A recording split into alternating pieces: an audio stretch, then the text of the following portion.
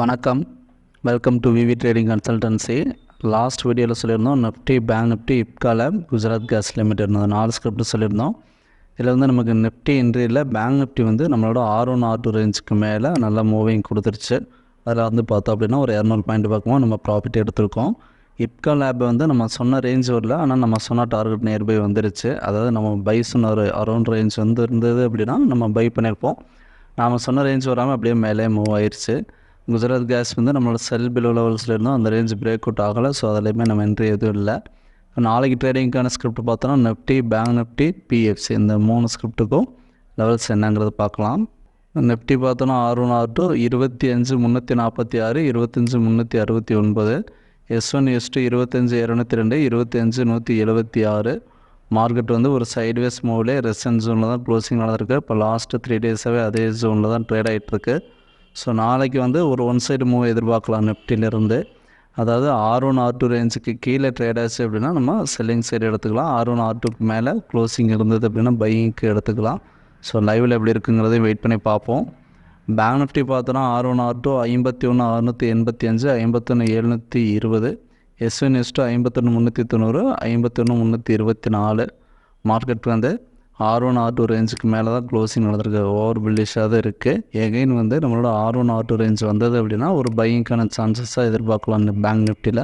So நாளைக்கு expiry இருக்கிறதுனால நமக்கு R1 R2 ரேஞ்ச் டச் ஆகிட்டு யூட்டர்ன் எடுத்துச்சு அப்படின்னா ஒரு ஒன் சைடு ரேலி எதிர்பார்க்குறதுக்கும் சான்சஸ் இருக்குது.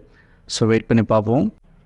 அடுத்து பார்த்தோன்னா பிஎஃப்சி பை எபோ 562க்கு மேலே பை பண்ணோம் அப்படின்னா 575 வரலையும் போகிறதுக்கான சான்சஸ் இருக்குது. ஆக்சுவலாக வந்து பார்த்தோன்னா நமக்கு ப்ரீவியஸாக இருக்க ரெசன்ட் ஜோனில் தான் ட்ரேட் ஆகிட்டுருக்கு. அதுக்கு முன்னாடியும் ஒரு ப்ரீவியஸாக ஒரு ரெசன்ட் ஜோன் இருக்குது. ஸோ அந்த ரேஞ்ச் வந்து பார்த்தோன்னா 579 அந்த தான் ஹையாக இருக்குது.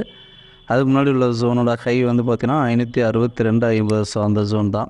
ஸோ நமக்கு இந்த ப்ரீவியஸ் இருக்க ஹை பக்கமாக இருக்கையில் நமக்கு இது வந்து ஒரு ரெசன்ட் ஜோன் தான். ஏன் நம்ம இங்கே பை கொடுக்குறோம், அதாவது செல் ஜோனில் வந்துட்டு பை கொடுக்குறதுக்கான காரணம் என்ன அப்படின்னு பார்த்தோம் அப்படின்னா, ஆக்சுவலாக இந்த ரெசன்ட் ஜோனில் வந்து நமக்கு ட்ரிகர் பண்ணிவிட்டு கீழே வந்திருக்கும் நம்ம மார்க்கெட்டு. கீழே வந்த மார்க்கெட்டு என்ன ஆயிடுச்சு அப்படின்னு பார்த்தீங்கன்னா ஒரு லோ காட்டிட்டு எகைன் வந்துட்டு ஒரு ஹை திரும்ப ஒரு லோ வச்சுருக்கோம். அதாவது ப்ரீவியஸாக இருக்க ஸ்விங்கோட லோவை பிரேக் பண்ணது. ஓவர் புல்லிஷாக இருந்துச்சு அப்படின்னா இந்த மாதிரி இந்த லோவை பிரேக் பண்ணாது, அந்த ப்ரீவியஸாக இருக்க ஹையை பிரேக் பண்ணுறதுக்கு தான் ட்ரை பண்ணிகிட்ருக்கோம். ஸோ இப்போ இந்த ப்ரீவியஸாக இருக்க ஹையை பிரேக் பண்ணிடுச்சு அப்படின்னா நாம் எதிர்பார்க்குற டார்கெட் வரதுக்கான சான்சஸ் இருக்குது.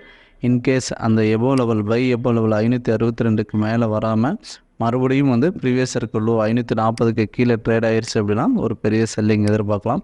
ஸோ ஓவராலாக வந்து பார்க்கையில் நமக்கு க்ளோசிங் டைமில் பையிங் வால்யூமும் நடந்திருக்கு. ஸோ அதனால் ப்ரீவியஸ் இருக்க ஹையை பிரேக் பண்ணி ஒரு க்ளோசிங் இருந்தது அப்படின்னா நம்ம எதிர்பார்க்குற டார்கெட் வரதுக்கான சான்சஸ் இருக்குது. ஸோ வெயிட் பண்ணி பார்ப்போம். இப்போ பார்த்தோம் அப்படின்னா இந்த 3 ஸ்கிரிப்ட்டுமே லெவல்ஸ் சொல்லியிருக்கோம். ஸ்டாப் லாஸ் டார்கெட் வேணும் அப்படின்னா லைவ் மார்க்கெட்டில் பிங் பண்ணுங்கள், இல்லைனா கால் பண்ணுங்கள். Thank you. We are not a SEBI registered technical analyst. நாம் கொடுத்துருக்க technical levels only for educational பர்பஸ்க்காக மட்டும்தான். தேங்க்ஸ் ஃபார் வாட்சிங். நம்மளோட சர்வீசஸ் பார்த்தோம் அப்படின்னா ஸ்டாக் மார்க்கெட்டில் எப்படி ட்ரேட் பண்ணணும் அப்படிங்கிற கோர்ஸ் எடுத்து கொடுத்துட்ருக்கோம். நீடட் இருக்கிறவங்க இந்த வீடியோ எண்டில் வர நம்பருக்கு கால் பண்ணுங்கள், இல்லைனா பிங் பண்ணுங்கள். தேங்க்யூ.